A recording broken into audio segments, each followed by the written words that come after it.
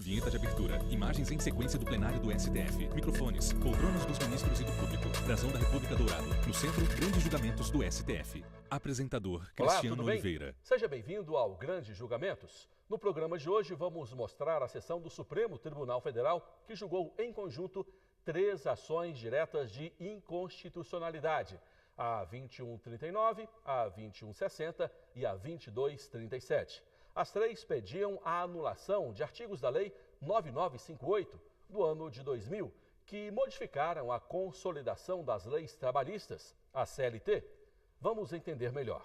Artigo 625-D diz que qualquer demanda trabalhista deverá ser levada à Comissão de Conciliação no local do trabalho ou no sindicato da categoria. Esse questionamento chegou ao Supremo ainda em 2000 e desde 2009 a norma foi suspensa por uma liminar da ministra Carmen Lúcia. Em razão dessa liminar, ou seja, em razão dessa decisão provisória, Renata Espada, não advogada. poderia ser requerido a obrigatoriedade. Então eu não tive o julgamento final da ação, mas eu tive uma decisão que protegeu o trabalhador retirando essa obrigatoriedade até que a ação direta de constitucionalidade fosse julgada. As ações foram interpostas por 4 partidos: PSB, PCdoB, PT e PDT, além da Confederação Nacional dos Trabalhadores do Comércio e da Confederação Nacional dos Profissionais Liberais. As ADIs tiveram a ministra Carmen Lúcia como relatora. O julgamento se deu no dia 1º de agosto do ano passado, quando ela ainda era presidente do Supremo Tribunal Federal.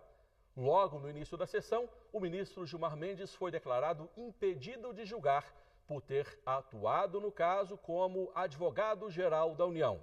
Aliás, em que casos o ministro pode ser declarado ou se declarar impedido? Segundo a doutora Renata Espada, em qualquer situação que haja dúvida sobre a imparcialidade do julgador. A dúvida é suficiente para que o juiz se declare impedido. Isso também pode ser feito por quem preside a sessão. As partes envolvidas no julgamento também podem requerer o impedimento. Quem não concordar, recorre ao plenário. A declaração de impedimento, ou até mesmo requerimento de impedimento, é uma decisão interlocutória. E de toda decisão interlocutória, o que é uma decisão interlocutória? É a decisão no meio do processo. É uma decisão que não finaliza o julgamento. Cabe recurso de agravo de instrumento. Com este tema esclarecido, vamos conhecer a história do Carlos Moreira. Ele é técnico de manutenção industrial e trabalhou em uma grande fábrica de embalagens por 12 anos. A vida dele mudou depois de um acidente, durante a troca do motor de uma das máquinas da indústria. Na hora que soltou o primeiro parafuso, o motor veio à queda. Carlos Moreira, técnico de manutenção industrial. Um dano maior que seria a vida de um amigo, eu segurei esse motor. E nessa eloquência de segurar, né, eu tive lesão de tendões da mão, onde a inflamação gerou um síndrome do túnel do carpo. Mão direita toca o pulso esquerdo. E também gerou rompimento dos meus tendões do labrum, que é no meu ombro. Hoje eu tenho 2 cirurgias na minha mão, né? E ainda existe uma sequela que ela... Movimenta a mão com dificuldade. Eu não consigo segurar as coisas. Geralmente eu estou segurando e ela cai, né? Porque ela se abre. Levanta o braço direito até a altura do ombro. Tem 3 parafusos onde limita o meu movimento até nesse ponto. O ombro de cá levanta, faz todos os movimentos. Por isso, ele passou para outros movimentos na Justiça Trabalhista. Pediu indenização pelo problema que teve. A gente volta a falar do caso do Carlos no próximo bloco. Agora é hora de irmos ao julgamento no Supremo, darmos voz ao representante da Confederação Nacional dos Trabalhadores no Comércio, advogado José Vicente Nebiker. Ele disse que os artigos da Lei 9958 ferem a Constituição. A alteração proposta para a criação e José Vicente Nebiker, a exigência advogado. de prévia submissão a comissões de conciliações prévias de qualquer demanda trabalhista fere os princípios da inafastabilidade da jurisdição e da igualdade constante do artigo 1º, 5º, inciso 2º, 16 e entre outros dispositivos da Constituição Federal. Estou votando no sentido de julgar parcialmente procedente os pedidos formulados nessas 3 ações para dar interpretação conforme à Constituição, quanto ao artigo 625-D, parágrafos 1º a 4º da Consolidação das Leis do Trabalho, assentando que a Comissão de Conciliação Prévia constitui meio legítimo, mas não obrigatório de solução de conflitos, permanecendo o acesso à justiça resguardado para todos os que venham a ajuizar a demanda diretamente ao órgão judiciário competente. Carmen Lúcia, presidente do STF em agosto de 2018. Rígido o inciso 2 do artigo 852-B da Consolidação das Leis do Trabalho, no sentido de se poder considerar legítima a citação nos termos ali estabelecidos na norma. É como voto. De acordo com o artigo 135 do Regimento do Supremo, o voto seguinte ao do relator é do ministro mais moderno, o último a integrar a Corte. No caso, o ministro Alexandre de Moraes. Já o inciso do artigo 7º diz que cabe ao plenário resolver dúvidas sobre a ordem do serviço, ou seja, ordem da votação. É importante esclarecer esses artigos do regimento interno porque a ordem dos votos neste julgamento foi alterada. O ministro Luiz Fux pediu para ter a fala adiantada e o plenário concordou. O regimento interno do Supremo Tribunal Federal, ele prevê que há possibilidade de alterar a ordem de julgamento desde que seja um motivo justificado. Renata Espada, ele advogada. Não prevê uma lista, ou seja, não prevê de forma taxativa quais são esses motivos que podem alterar a ordem. O motivo pode ser a doença, um ministro passou mal, o outro ministro tem um compromisso inadiável. Então, o que vai acontecer? Aquele que se vê a necessidade de alteração da ordem faz esse requerimento à presidente, a presidente analisa se for viável a essa possibilidade. Vamos então ao voto adiantado do ministro. Na defesa dos trabalhadores, no plano internacional, tem se defendido a existência de procedimentos prévios. Luiz Fux, ministro do STF. Conciliação dos litígios individuais. E nas obras de análise econômica do direito, notadamente o professor Steven Chavel e professor Louis Kaplov, eles falam sobre uma privatização do processo, eles citam exemplos exatamente nesse sentido na Argentina, na Espanha, Estados Unidos, França, Itália e no Uruguai. Folia folhas de papel. De sorte, senhora presidente, que não permitir que haja uma conciliação prévia antes de ingressar em juízo é quase que obrigar a ingressar em juízo. E a análise econômica do direito hoje prega meios para não se ingressar em juízo. Como é que se não se ingressa em juízo, como é melhor não se ingressar em juízo. Por outro lado, se nós assentarmos que é obrigatório o acesso à justiça, vamos inviabilizar a figura do Código Civil da transação, que é algo desejável. Por essas razões, eu vou fazer a juntada de voto escrito, mas quero acompanhar integralmente o voto de Vossa Excelência, ao mesmo tempo pedir vênia para me retirar para poder... Por favor, eu agradeço o voto de Vossa Excelência, o empenho de estar presente e, claro, nós compreendemos perfeitamente a necessidade de estar no Tribunal Superior Eleitoral. Agradeço a Vossa Excelência, ministro Alexandre de Moraes. A tendência processual moderna Alexandre de Moraes, se faz ministro na do tentativa STF. de desjudicialização. Não é possível mais aguentarmos esse elevado e crescente número de processos. O que fez, essa pequena reforma trabalhista lá de trás, foi possibilitar um mecanismo de efetividade, de celeridade na desjudicialização. A interpretação dada por Vossa Excelência concilia exatamente o pleno acesso à justiça, mas também mais um mecanismo de justiça alternativa, de mediação, de conciliação. Da mesma forma, a questão do procedimento sumaríssimo, a impossibilidade de citação por edital, não só vai ao encontro das legislações mais modernas, em que a parte mesmo deve realizar a citação, a parte adversa deve intimar as testemunhas, como também não fere, ao meu ver, nenhum dos princípios apontados na petição inicial. Dessa forma, também, juntando voto por escrito, acompanho integralmente Vossa Excelência. O Grande Julgamentos vai para o intervalo e volta daqui a pouco. Aguarde aí. Vinheta Grandes Julgamentos do STF. Vinheta Grandes Julgamentos do STF. Apresentador Cristiano Oliveira. O programa de hoje mostra como foi o julgamento conjunto de 3 ações diretas de inconstitucionalidade. Todas questionaram a obrigatoriedade de o trabalhador procurar a conciliação no caso de demanda trabalhista. Essa regra foi estabelecida em um artigo da Lei 9958 do ano de 2000. No bloco anterior, mostramos exatamente o que diz esse artigo. O julgamento que mostramos hoje se deu no dia 1º de agosto do ano passado, quando a ministra Carmen Lúcia ainda era presidente do Supremo Tribunal Federal. Ela mesma foi a relatora e votou pela procedência das ADIs. Mostramos também os votos do ministro Luiz Fux, que votou de forma adiantada, e do ministro Alexandre de Moraes. Os dois acompanharam a relatora. Portanto, até naquele momento, 3 ministros haviam votado de acordo com o pedido. Vamos voltar à história do Carlos, técnico de manutenção industrial, que apresentamos no bloco passado.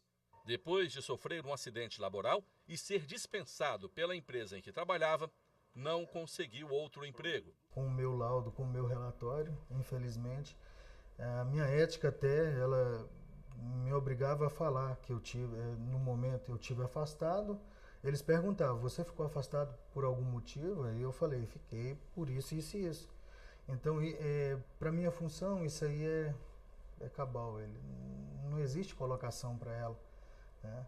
Se nem a roda do meu carro eu consigo apertar ou desapertar usando meus braços, então, para outras empresas, um equipamento em movimento é prejudicial. Como já dissemos, a obrigatoriedade prevista na lei de 2000 havia sido suspensa por uma liminar da ministra Carmen Lúcia em 2009. Alguns meses depois dessa decisão, Carlos recorreu à justiça para ser indenizado pela empresa onde sofreu o acidente. Por isso, não participou de sessão prévia para conciliação. Já foi na justiça. Existe acordo entre as partes? Não. A empresa falou não, então do nosso lado. Se ela já não queria, como é que eu ia? Né? Então, aí o processo seguiu o fluxo normal.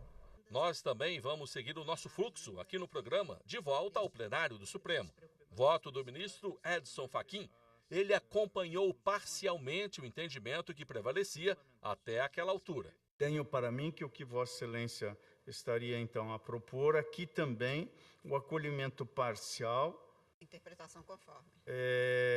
Eu avançaria talvez um pouco, senhor presidente, mas não vejo muita dissonância, no sentido de suprimir a parte final desse dispositivo, do parágrafo único, quando menciona que terá eficácia liberatória geral, exceto quanto às parcelas expressamente ressalvadas, porque tenho para mim que esse só é um efeito de chancela judicial e não na ambiente da conciliação prévia. Mas creio que o resultado do que Vossa Excelência está propondo, com a redução de texto, pode ser bastante simétrico nesta dimensão.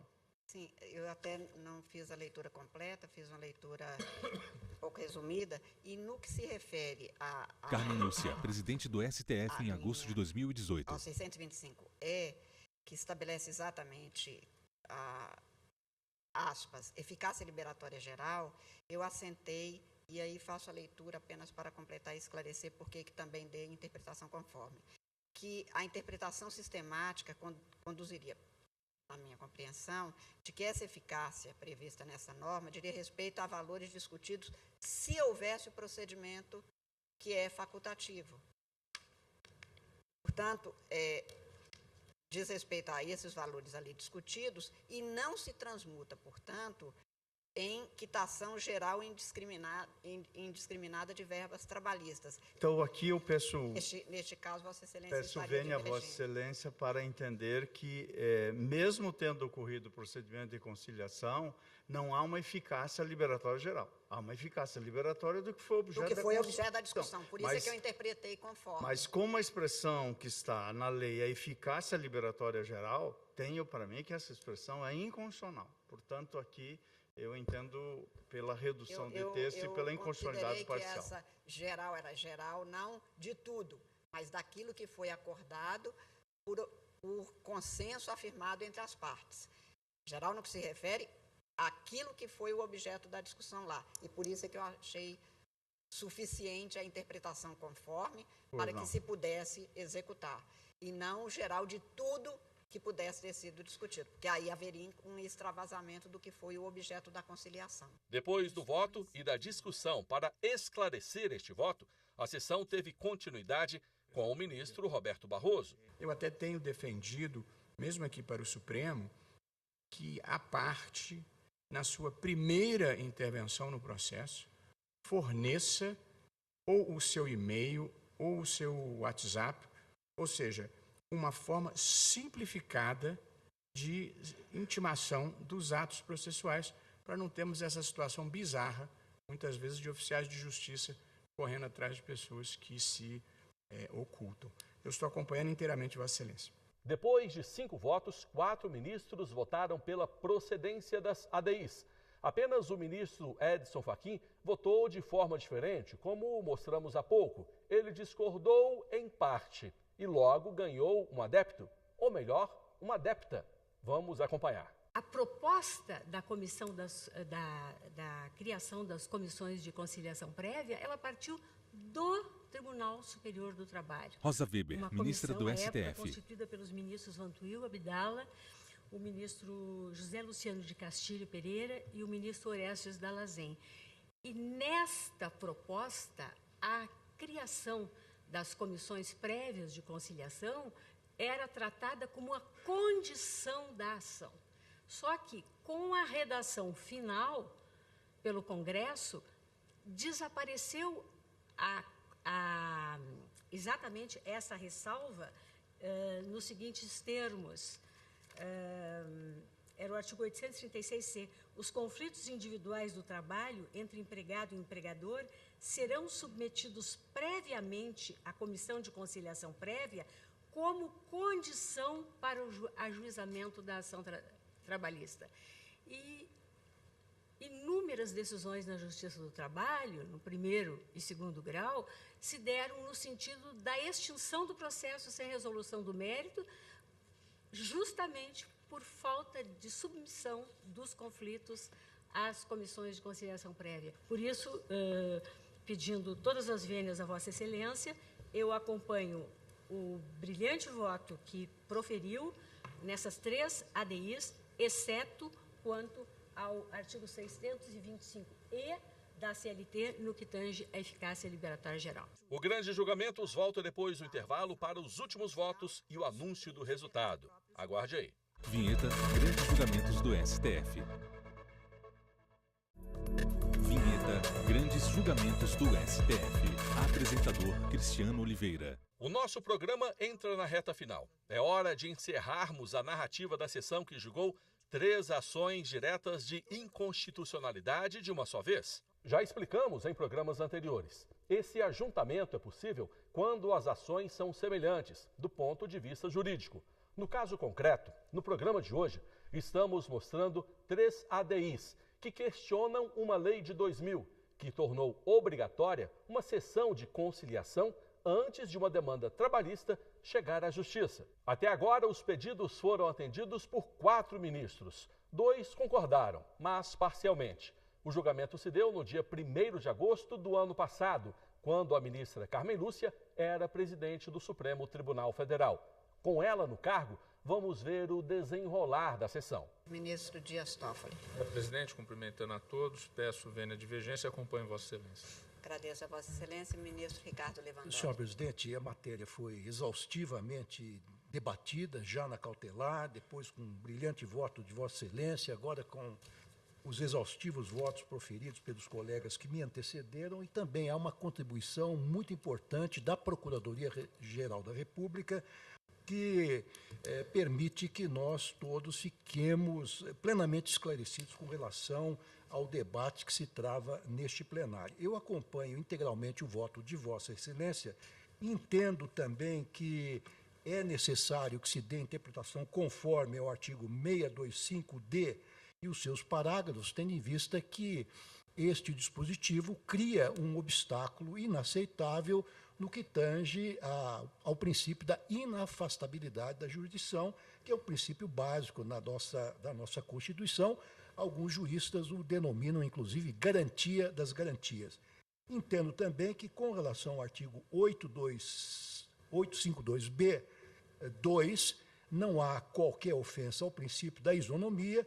Penso que é perfeitamente legítimo, adequado, inclusive, que não se exija, que não se estabeleça a necessidade de citação por edital nos ritos sumaríssimos, cumprimentando Vossa Excelência e acompanhando-a integralmente na conclusão. O último a votar foi o ministro Marco Aurélio. Ele citou uma jurista e transcreveu parte de uma obra dela para compor o voto. Vamos ouvir o que foi transcrito. O direito à jurisdição é a garantia fundamental das liberdades constitucionais. Sem o controle jurisdicional, todos os agravos às liberdades permanecem no limbo político e jurídico das impunidades. Todas as manifestações da liberdade, todas as formas de seu exercício asseguradas, de nada valem sem o respectivo controle jurisdicional. A liberdade sem a garantia do pleno exercício do direito à jurisdição é falaciosa, não beneficia o indivíduo, pois não passa de ilusão do direito, o que sempre o acomodamento estéril e a desesperança na resistência justa e necessária. Não é por acaso que os regimes políticos antidemocráticos iniciam suas partes e manhas políticas pela subtração ou pelo tolimento do direito à jurisdição. É que sem este direito plenamente assegurado e exercitável, o espaço para as estripulias dos ditadores é mais vasto e o descontrole de seus comportamentos confere-lhes a segurança de que eles se veem necessitados de continuar no poder. Por fim, seguiu o voto da relatora, ministra Carmen Lúcia. E havendo a transação, havendo a conciliação, havendo o desejável entendimento entre as partes da relação jurídica, o que consignado no termo há de ter validade. E há de ter validade, inclusive, no campo liberatório, quanto a estar o tomador dos serviços quites, não permanecendo ele como uma espada de Damocles sobre a cabeça, quites com as obrigações trabalhistas, sob pena de esvaziar-se a própria composição resultante da conciliação à vida e do entendimento alcançado. Por isso, acompanho, reportando-me ao voto, proferido quanto a liminar, acompanho integralmente Vossa Excelência. Como vimos, os pedidos foram atendidos pela maioria dos ministros. As audiências de conciliação podem ser feitas e são até desejáveis, mas não podem ser obrigatórias, como condição para que o empregado procure a justiça trabalhista. Na prática, o que mudou? A advogada, entrevistada pelo Grandes Julgamentos, diz que não há nenhuma mudança, já que a liminar de 2009 havia suspendido a obrigatoriedade de sessão de conciliação. Em nenhum momento há críticas sobre a conciliação, muito pelo contrário. O que a ministra Renata Espada, muito advogada, bem ressaltou foi que a conciliação, passar pela conciliação prévia tem que ser uma opção ao trabalhador e não uma obrigatoriedade. Como falamos nos blocos anteriores, a vida do Carlos mudou para sempre depois do acidente de trabalho. O advogado dele acessa o processo via internet e confirmou que foi vitorioso. O Carlos ganhou o processo que movia contra a empresa e agora quer esquecer a dor física e a dor psicológica que enfrentou. Você saber que você trabalhava num grupo onde você imaginava ter 100 amigos e você saber que eram colegas. Carlos Moreira, técnico de manutenção industrial. Pior do que ter que entrar na justiça para você provar que teve um problema, provar que aquilo ali te denegriu. Que a minha imagem, até em casa, você ouvir de um filho que você não presta, você não consegue fazer, então você não está prestando para nada. Isso aí é ruim. Agora é olhar para frente e trabalhar por dias melhores. Hoje eu tento levar minha vida da melhor forma. Tenho meus problemas, eles continuam, persistem, vão piorando cada vez mais. E evitar é o que eu posso fazer hoje. Repórter estende a mão e cumprimenta Carlos. Boa sorte para você, viu? Tomara que dê tudo certo na sua vida. Vai dar. Já está dando. Com essa despedida, a gente encerra o Grande Julgamento de hoje. O programa pode ser visto também pela internet. Acesse youtube.com/TV Justiça Oficial. Nosso canal está à sua disposição. Acesse e tenha o Judiciário mais perto de você. Até o próximo Grande Julgamento. Créditos finais. Direção: Betânia Vitor Veiga e Tiago Oliveira. Produção: Ana Reis. Cabelo e maquiagem: Kelly Matheus. Figurino: Thalita Oliveira. Apresentação e edição de texto: Cristiano Oliveira. Cinegrafia: Harry Góes e Lázaro Filho. Assistência técnica: Kleber Leite e Tiago Mesquita. Iluminação: Luiz Moura. Operação de áudio: Jabes Júnior e Sidney Almeida. Edição de pós-produção: Patrick Gomes. Videografismo: Lucas Matias. Núcleo de programação: Rosa Oazen. Núcleo técnico: Fábio Guedes. Núcleo de produção de programas: Soraya Fonseca. Supervisão: Coordenadoria de TV e Rádio. Secretaria de Comunicação Social, STF.